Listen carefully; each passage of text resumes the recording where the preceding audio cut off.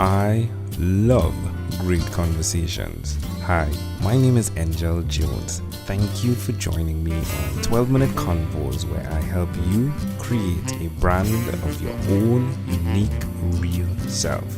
Listen in as I have conversations with amazing people from all over the world. Good morning, Tricia Brouk. How are you going on this wonderful, beautiful morning? I'm so good and I'm excited to be talking with you, Angel. Wow, I am excited to be speaking with you as well. Please do tell us, what part of the world are you in right now? I am in New York City, There we Midtown go. Manhattan, 57th Street. There we go. Wow, I just came off a conversation with someone in the East Coast, right? So we're right there. I'm in the States this morning. Oh, wow. That's wonderful. Hey, Tricia, please do tell us which of your talents is responsible for us connecting. Well, I think it's The Big Talk, my company where I work with public speakers on the art of public speaking. I'm a writer and director and choreographer, and I use my expertise to help public speakers find intention, ideas, and take the stage. Wow, that's wonderful. Wow, the big talk. Love it. Now, please explain to me in the logo of your artwork, right? There's a dot on the top of a period, if you would, on top of the T, and then there are many periods underneath. Is that significant? It's actually an abstract version of someone at a podium talking to an audience. Love it, love it. Capital T. So that's the person, right? Standing tall. Ooh, That's ooh. right. So the T is kind of like a mic, if you would. If you could, right? It's all right. It's my interpretation. Love it, love it. So where did you learn the skill of what's necessary for the big talk? Well, I've always been in the performing arts. I am a former dancer and I am currently a director, writer, choreographer working in film, television, and theater. And my whole thing is about getting people to be truthful, to tell the story from the point of view of the character or from their personal point of view. So it was a very organic transition into working with speakers on how to get them to tell their story in a way that the audience can fully hear it. That's amazing. What was the feedback from individuals as they were going through these courses with you? Terrifying. How do I come up with one idea? My idea is not good enough. Nobody wants to hear my story. That's something I hear all the time. So my job and what I love doing is giving people the safe space to share their ideas until they feel like they absolutely have to, and that what they're saying is going to change the world. So I give them that safe space to practice saying what they need to say in order to help people hear it. Wow, wow. So it's fascinating that what you're doing and how you do it requires so much listening, right? That is absolutely true. The first thing I do with clients is what I call an active listening session. Many times people come to me and they think they have an idea, and what they really are stuck on is one thing. So I ask them tons of questions and I get them to open up to me. I get them to share little nuggets. I get them to share things they hadn't thought of. And then I reflect those ideas back onto them.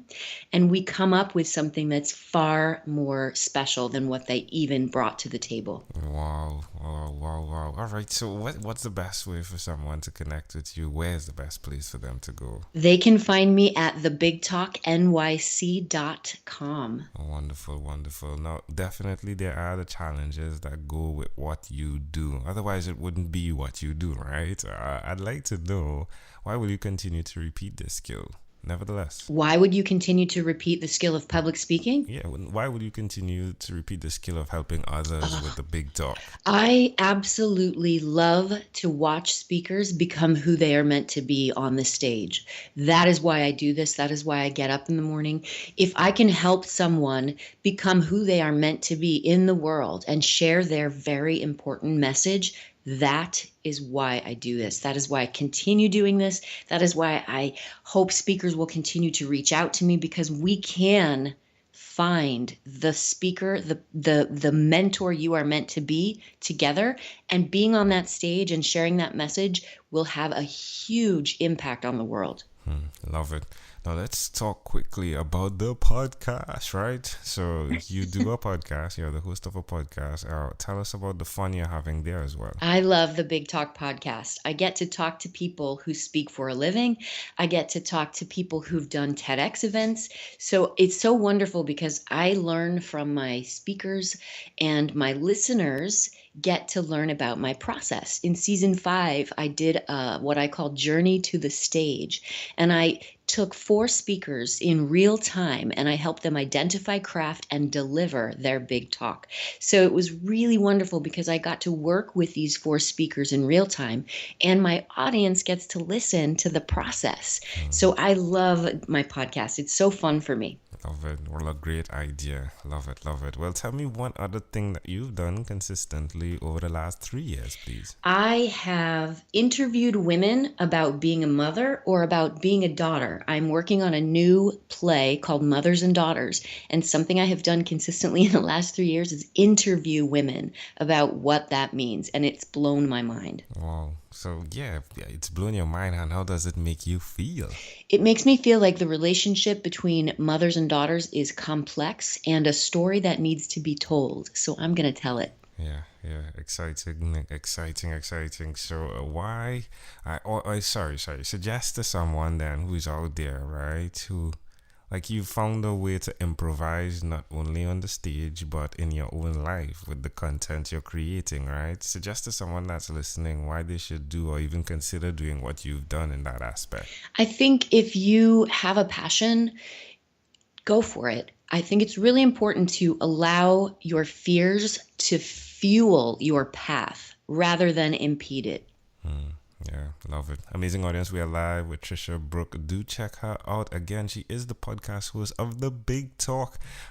Do check that out. Check out the artwork, right, on the logo for The Big Talk. Tell me what you think as well. Pretty amazing idea for me.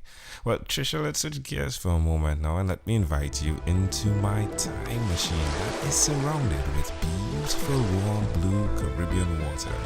Tricia, what is your earliest childhood memory? I always wanted to move to New York and be a dancer. Are you serious? Wow. How old were you? First memory I ever had. I just knew I was going to be in New York City. I was going to be a dancer. I was going to work with Baryshnikov, and I did. Wow. So why do you think this memory is so clear? It's a very good question. I don't know. I was born to do this. I was born to make a difference in the world in this way. And it's something that I always knew. And I'm very lucky that I always knew what I wanted to do. I was never something that I had to search for. I was born knowing that I would be an artist.